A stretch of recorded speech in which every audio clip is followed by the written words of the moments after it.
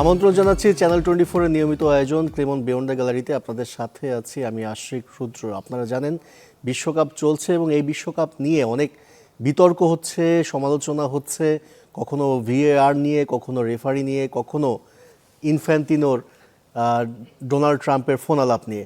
যাই হোক, এসব নিয়ে আমরা আলোচনা করার জন্য আমাদের সাথে স্টুডিওতে আছেন ফুটবলার রহমত মিয়া। স্বাগত জানাচ্ছি আমাদের অনুষ্ঠানে। দর্শক চাইলে আপনারাও যোগ দিতে পারেন আমাদের আলোচনায়। স্ক্রিনে দেখানো নম্বরে ফোন দিয়ে জানাতে পারেন প্রশ্ন কিংবা মতামত। রহমত, যদি একটু বলেন যে এবারের বিশ্বকাপটা একটু বেশি আলোচিত হচ্ছে কিনা, বিষয় করে এই যে এত বিতর্ক সমালোচনা এগুলো নিয়ে একটু বেশি আলোচনায় আসছে? আমার মনে হয় যে প্রথম শুরু মানে স্টার্টিং থেকেই প্লেয়াররা আসা থেকে শুরু করে এখন অবধি এই এই মানে যতগুলো বিশ্বকাপ হয়েছে তার ভিতর অন্যতম বিতর্কিত বিশ্বকাপ এটা। আমার এটা মনে হয় পার্সোনালি। এবং বিশেষ করে লাস্ট কিছু ম্যাচেস এবং বিশেষ করে লাস্ট ম্যাচ বেশি বিতর্কের জন্ম দিয়েছে আসলে। এবং আমার মনে হয় যে খেলাটা আসলে খেলার মতো করেই করা উচিত, সেখানে অন্য কোনো ইস্যু না টেনে নিয়ে আসা উচিত। মানে আমরা যেটা আসলে আপনি যেটা বললেন লাস্ট ম্যাচের কথা বললেন, অর্থাৎ আর্জেন্টিনা এবং মিশরের যে ম্যাচটা আমরা দেখেছি যে মিশর একটি গোল বাতিল করা হয়েছে, এটা নিয়ে বিশ্বব্যাপী খুব সমালোচনা হচ্ছে, আলোচনা হচ্ছে। পাশাপাশি মোহাম্মদ সালাহর গোলটা কেন তখন ভিআরে চেক করা হলো না, এটা নিয়েও আলোচনা হচ্ছে। অ্যাজ আ ফুটবলার আপনি তো খেলাটা দেখেছেন, আপনার কাছে কি মনে হয়েছে এখানে কি আসলে ভুলটা কোথায় ছিল, বা এটা কি মিশরের সাথে একটু ইনজাস্টিস হয়ে গেছে কিনা?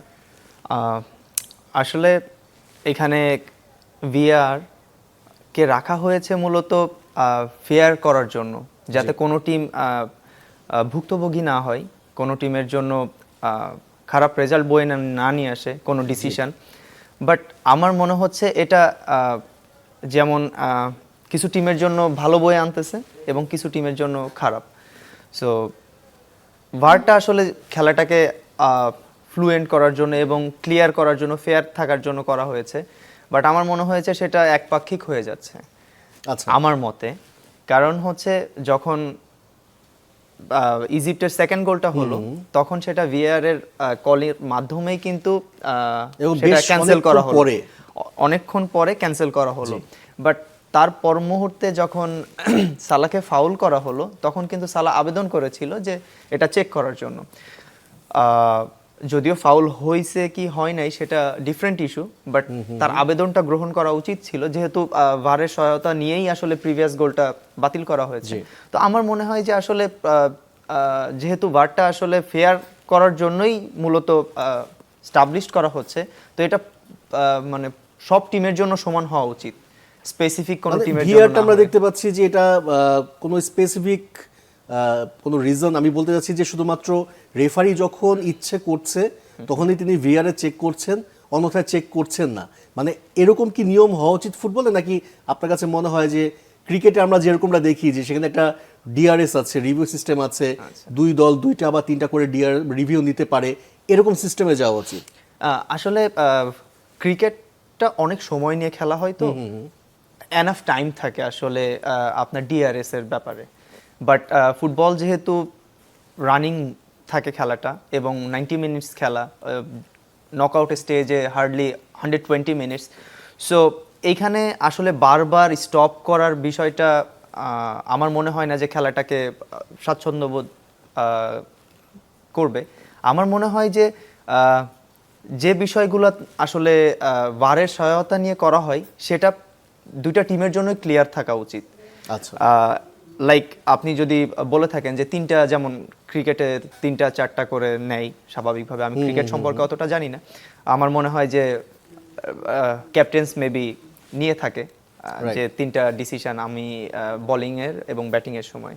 সো আমার মনে হয় ফুটবলে ক্লিয়ার থাকা উচিত ভিআর এর, যে প্রত্যেকটা ডিসিশন নিতে হবে এবং প্রত্যেকটা ডিসিশন নিতে গেলে আমার মনে হয় যে অনেক টাইম লেগে যাবে, বারবার খেলায় থামাতে হবে। আর এই খেলাটা থামানোর জন্য খেলার যে মজাটা, আসলে ফুটবল খেলার যে মজাটা, সেটা আমার মনে হয় যে নষ্ট হবে। তো এটা হওয়া উচিত আসলে কিছু সার্টেন টাইমের জন্য এবং এটা ক্লিয়ার থাকা উচিত শুধুমাত্র রেফারির উপর। এখন কিন্তু আসলে রেফারি মাঠের বস এবং রেফারি আসলে ডিসিশনটা নিয়ে থাকে। রাইট। সো এটা পুরোপুরি ভারের উপর না, ভার হচ্ছে ভিডিও অ্যাসিস্ট্যান্ট রেফরির অ্যাসিস্ট্যান্ট হিসেবে কাজ করতেছে। Exactly.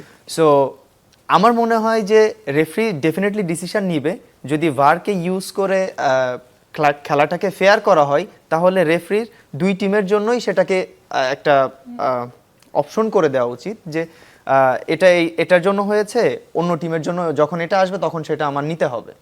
আমার মনে হয় তাহলে তখন বিষয়টা ফেয়ার থাকবে এবং সবাই অ্যাকসেপ্ট করার মন মানসিকতাটা বেশি থাকবে। কারণ স্বাভাবিকভাবে আর্জেন্টিনা ডেফিনেটলি ভালো টিম, তারা লাস্ট 15 মিনিটসে 3 গোল করেছে এবং ম্যাচ উইন করেছে। বাট একটা সার্টেন টাইম পর্যন্ত কিন্তু ইজিপ্ট আর্জেন্টিনাকে হতাশ করে আসছে এবং 70 ম্যাচে মিনিটে দেখা যায় যে একটা ঘটনা হয়তো বা মোমেন্টামটা বদলে দেয়, এরকম কিন্তু আমরা এর আগেও দেখেছি। আসলে ফুটবল খেলাটা আপনার দীর্ঘ সময় লাগে না, কয়েকটা মিনিটে আপনার ফুটবল খেলা চেঞ্জ হয়ে যাবে। ফার্স্ট 2 গোল হয়েছে কিন্তু 4 মিনিটের মধ্যে। So it's different from the others game. মানে আমরা দেখতে পাচ্ছি যে এটা ছাড়াও মানে অনেকে বলছেন যে এই যে পক্ষপাতমূলক একটা আচরণ প্রশ্ন তুলছেন, এটা অভিযোগ না, প্রশ্ন তুলছেন অনেকে, তা এরকম কিছু দেখা যাচ্ছে বা আলামত পাওয়া যাচ্ছে। অনেকে এটাকে মার্কেটিং হিসেবে দেখছেন যে যদি লিওনেল মেসি কিংবা আর্জেন্টিনা যদি আগে বাদ হয়ে যায় তাহলে হয়তোবা ফিফা বাণিজ্যিকভাবে কিছুটা হলেও ক্ষতিগ্রস্ত হবে। এগুলো হচ্ছে শুধু প্রশ্ন তোলা বা অভিযোগ। আপনার কাছে এগুলো কি মানে যৌক্তিক মনে হয়? আসলে এটা যারা ওয়ার্ল্ডের বড় বড় অ্যানালিস্ট আছে বা যারা এটা নিয়ে কাজ করে থাকে তারা আসলে বলতে পারবে। অ্যাজ এ প্লেয়ার বা অ্যাজ এ ফ্যান যদি বলতে বলেন, আমার মনে হয় যে ব্রাজিল, আর্জেন্টিনা, ফ্রান্স, স্পেন এই সমস্ত দলগুলো যখন ওয়ার্ল্ড কাপ থেকে ছিটকে যায় তখন আসলে ফুটবল খেলা দেখার যত ফ্যান আছে সেটা কমে আসে তুলনামূলক। আপনি দেখবেন যে ব্রাজিল রাউন্ড অফ 32 থেকে আউট হয়ে গেছে, সরি রাউন্ড অফ 16 থেকে আউট হয়ে গেছে। বাংলাদেশের হাফ খেলা দেখবে না বিকজ অফ তারা ব্রাজিলের ফ্যান। আর্জেন্টিনা যদি সামহাও বাদ হয়ে যেত, আমার মনে হয় যে খেলাটা ওখানেই শেষ হয়ে যেত, ওয়ার্ল্ড কাপের যে আনন্দটা এবং দল নিয়ে প্রত্যেকটা ফ্যান যাদের স্পেসিফিক সাপোর্ট করে যে টিমগুলোকে, তাদের আনন্দটা আসলে কমে আসতো এবং খেলা দেখার মানসিকতাটাও কমে আসতো। তো এটা হতে পারে একটা রিজন, বাট আমি জানি না। আর যেহেতু পক্ষপাতিত্বের কথা বলতেছেন, এটা লাস্ট ম্যাচটাতে বেশি হয়েছে, কারণ হচ্ছে শুধু 2-1টা সিচুয়েশনে না, অনেকগুলো সিচুয়েশনে আমি ভিডিও দেখলাম গতকালকেই। অনেকগুলো সিচুয়েশন হয়েছে যেখানে ইজিপ্ট আসলে ফাউল ডিজার্ভ করে বা ওইখানে তারা ফ্রি কিক পায়, বাট সেটা দেওয়া হয়নি। ইভেন আর্জেন্টিনা প্লেয়াররা আননেসেসারি বা ডেলিভারেটলি আপনার ইজিপ্টের প্লেয়ারদেরকে আঘাত করতেছে, সেখানে কোনো কার্ডও আসতেছে না বা সেগুলো রিভিউ নেওয়া হয়নি বা আবার রিভিউ নেওয়া হয়নি, এগুলো দেখা হয়নি বা চেক করা হয়নি। এই জিনিসগুলোর জন্যই আসলে আমার মনে হয় যে বিতর্কটা বেশি হয়েছে এবং যেহেতু আর্জেন্টিনা জিতে গেছে ম্যাচটা, সেজন্য আরো বেশি বিতর্কটা বাড়ছে। যদি এই লাস্ট স্টেজে এসে ইজিপ্ট জিতে যেত, হয়তো বা এত পর্যন্ত নাও আসতে পারতো। আমার মনে হয় যে কিছু কিছু ক্ষেত্রে রেফারির আরো কনসাস থাকা উচিত ছিল। অবশ্যই, এবং আমরা দেখতে পেয়েছি যে এর আগে এই ম্যাচের আগেও কিন্তু একটা বিতর্ক ছিল, সেটা হচ্ছে যুক্তরাষ্ট্রের একটা রেড কার্ড নিয়ে, বলগানের রেড কার্ডটা উইথড্র করে নেওয়া হয়েছে ট্রাম্পের ফোন কল, এবং এটা কিন্তু ডোনাল্ড ট্রাম্প নিজেই অ্যাডমিট করেছেন যে হ্যাঁ তিনি ফোন দিয়েছিলেন। এটা নিয়ে অনেক সমালোচনা হচ্ছে, উয়েফা এটার একেবারে বিরোধিতা করেছে। আমরা কিছুক্ষণ আগে আজকে সকালে আমরা দেখতে পেলাম যে আইওসি, ইন্টারন্যাশনাল অলিম্পিক কাউন্সিল, তারাও কিন্তু এটার তদন্ত শুরু করতে চাচ্ছে। তো সব কিছু কি মনে হচ্ছে যে একটা রাজনৈতিক চাপ, এত বিতর্ক সবকিছু মিলিয়ে ফিফা প্রেসিডেন্ট বা ফিফা একটু চাপে আছে? প্রথমত বলি যে রেড কার্ড ইন জেনারেল যদি রেড কার্ড হয়, ডেফিনেটলি সেই প্লেয়ার পরের ম্যাচে খেলতে পারবে না। আর এটার রিপোর্টটা করা হয় আসলে ম্যাচ শেষ হওয়ার কিছু সময়ের মধ্যে রেফারি অথরিটিকে জানায়, বা রেফারিস যে কমিটি আছে বা ম্যাচ কমিশনার যারা আছে এদেরকে জানানো হয় যে এই প্লেয়ার কার্ড খেয়েছে, ইয়েলো কার্ড খেয়েছে বা রেড কার্ড খেয়েছে। যারা রেড কার্ড খায় তারা সাধারণত পরের ম্যাচে খেলতে পারে না, এবং নকআউট স্টেজে 2টা ইয়েলো কার্ড হলে পরের ম্যাচে খেলতে পারবে না। সো এটা হচ্ছে এনশিওর করা হয় ম্যাচ শেষ হওয়ার কয়েক ঘন্টার ভেতরে। তো স্বাভাবিকভাবে বারকোলা রেড কার্ড খেয়েছে এবং রুলস অনুযায়ী পরের ম্যাচে ডেফিনেটলি খেলতে পারবে না। সো এখানে ইউএস এর প্রেসিডেন্ট কল করেছে ফিফার প্রেসিডেন্টকে সেটাকে বিবেচনা করার জন্য। তাহলে ওয়াই নট, যখন ইরাকের সাথে সেনেগালের খেলা হয়েছে, ইরাকের রেড কার্ড খেয়েছে, প্রত্যেকটাই তো রেড কার্ড আসলে তাহলে রিভিউ করা উচিত। এক্স্যাক্টলি। তাহলে ইরাকের প্রেসিডেন্ট কল দিতে পারতো ইনফান্তিনোকে যে এটাকে আমার পরবর্তী ম্যাচ আছে ইম্পর্টেন্ট, সো সেটাকে আপনি আবার পুনর্বিবেচনা করা হোক, আমার প্লেয়ারকে খেলতে হবে। ইংল্যান্ডের রেড কার্ড খেয়েছে, তাহলে তাদের কেন উইথড্র করা হয় নাই? সো আসলে আমার মনে হয় যে খেলাটাকে অন্য সাইডে মাঠেই রাখা উচিত। মনে হচ্ছে একটু বেশি পার্সোনাল বা পলিটিক্যাল ইস্যুর দিকে না নিয়ে যাওয়াটাই ভালো আমার মনে হয়। একজন দর্শক আছেন আমাদের সঙ্গে যুক্ত হতে চাচ্ছেন। দর্শক, আপনার প্রশ্ন কিংবা মতামত জানাবেন, তার আগে আপনার পরিচয়টাও জানাবেন। আসসালামু আলাইকুম। ওয়ালাইকুম আসসালাম। আমি হাফেজ ইকবাল, নাগাইশ ব্রাহ্মণপাড়া, কুমিল্লা থেকে বলছি। জি ভাইয়া, আমার হলো যে আসলে কি এই এবারের বিশ্বকাপটা আমার মনে হয় যেন অতীতের সকল বিশ্বকাপকে ছাড়িয়ে এটা একটা কলঙ্কিত বিশ্বকাপের দিকেই ধাবিত হচ্ছে। কারণ আপনারা এখন যে আলোচনাটা করলেন, এই আলোচনার মধ্যেই আমরা এটার একটা পাইলাম, এবং আমরা নিজেরাও যখন আপনাদেরকে ফলো করি তখন আমরা এই বিষয়টা ক্লিয়ার হতে পারি। আরেকটা বিষয় কি জানেন, এই যে আপনার এই ফ্রান্স এবং মরক্কোর ম্যাচটাতে যে 5 জন একই দলের রেফারিকে হলো, এটাও তো প্রশ্নবিদ্ধ।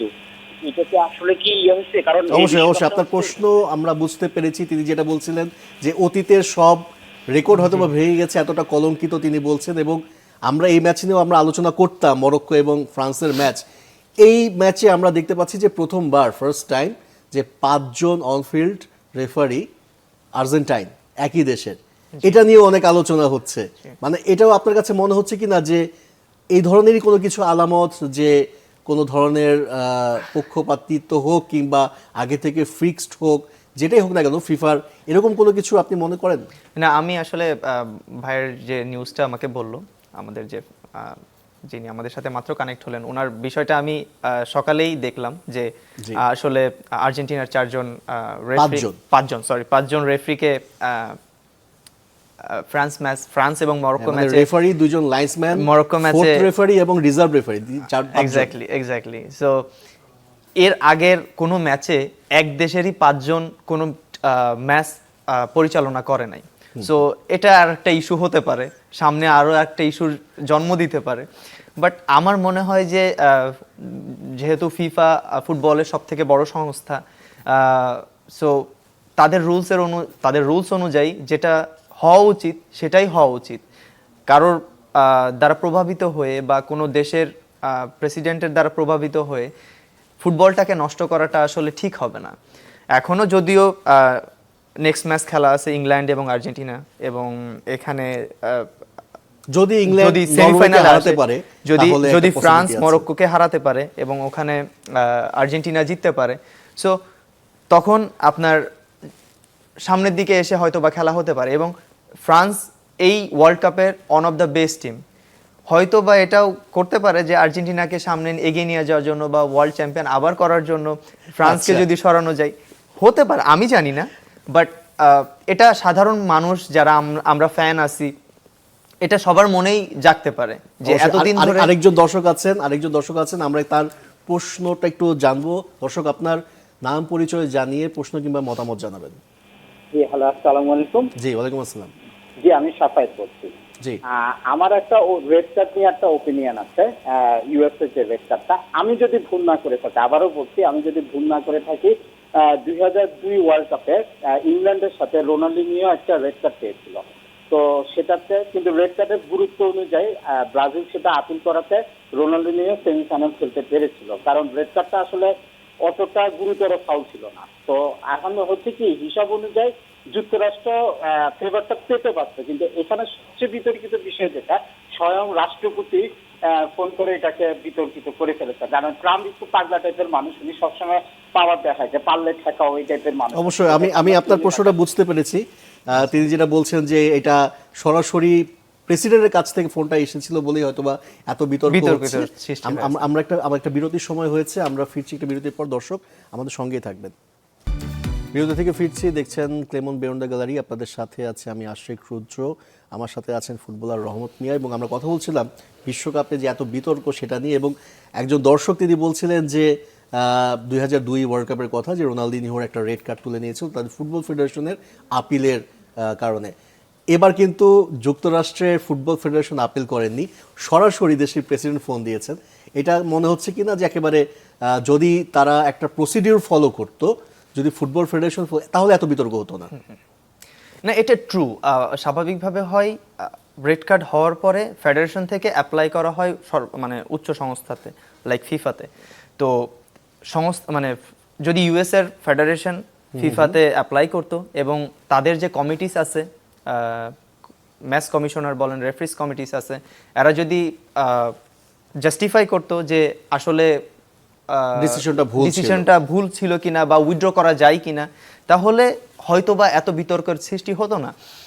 বিতর্কের সৃষ্টি হয়েছে কারণ হচ্ছে একটা দেশের প্রেসিডেন্ট আর একটা সংস্থার প্রেসিডেন্টকে কল করেছে এবং এটা ডিরেক্ট বলা যে আমার প্লেয়ারকে খেলানো, লাইক এটা কাইন্ড অফ থ্রেট। এবং পরবর্তীতে সে পরের দিন এসেই আবার ওপেনলি সংবাদ সম্মেলন পাবলিশ করতেছে যে আমি কল করেছি এবং আমার প্লেয়ারকে রেড কার্ড উইথড্র করার জন্য। সো এটা আসলে বিতর্কটা সৃষ্টি হয়েছেই আসলে মূলত এই কারণে, যেহেতু ওই ভাই বলল যে 2002 সালের রোনালদিনহোকে এরকমের ব্রাজিল অ্যাপ্লাই করেছিল। সো ডেফিনেটলি ফেডারেশনের মাধ্যমে ফিফাতে অ্যাপ্লাই করলে তারা সেটাকে দ্বিতীয়বার ভেবে দেখবে এবং যদি সেটা উইথড্র করা যায় বা টাফ কল না থাকে তাহলে হয়তো বা এটা উইথড্র করতে পারে। তো সেম ব্যাপারটা 2026-এও হলো ইউএস এর ব্যাপারে। উইথড্র করতে পারতো যদি ফেডারেশনের মাধ্যমে যেত এবং ফেডারেশনের মাধ্যমে ফিফার মাধ্যমে ক্লিয়ারেন্সটা আসতো, তাহলে এত বিতর্কও হতো না, আবার খেলতেও পারতো। আমরা ফ্রান্স মরক্কো ম্যাচ নিয়ে একটু কথা বলবো, কিন্তু তার আগে একটা ছোট করে একটা উত্তর জানতে চাই, প্রশ্ন একটা আপনার কাছে করতে চাই। সেটা হচ্ছে, আমরা জানি যে বাংলাদেশের মানুষ, আমরা জানি যে ক্রিকেট নিয়ে অনেক সমালোচনা হয় বিশ্বকাপে বা বড় বড় ইভেন্টগুলোতে, যখন আইসিসির ইভেন্টগুলোতে একটা পক্ষপাতিত্ব একটা আমরা দেখি যে ভারতের বিপক্ষে দেখা যায় প্রতি, এরকম একটা মানুষের একটা আছে, কনসেপ্ট আছে। তো আস্তে আস্তে কি ফুটবলটাও কি ওইদিকে চলে যাচ্ছে আপনার কাছে মনে হয়, যে সেটা বাণিজ্যিককরণের মাধ্যমে হোক, রাজনৈতিকের কারণে হোক, বা যে কোনো কারণেই হোক, একটু একটু কি আস্তে আস্তে ওদিকে সরে যাচ্ছে? আমার মনে হয় যে এই বিশ্বকাপটাই আপনি যদি পুরো ওভারঅল একটা ভিজুয়ালাইজ করেন, লাইক একটা সামারি নিয়ে আসেন, আমার মনে হয় যে কিছুটা পলিটিক্যাল ইস্যুটাও ঢুকে যাচ্ছে এখানে এবং পক্ষপাতিত্বের বিষয়ও আছে।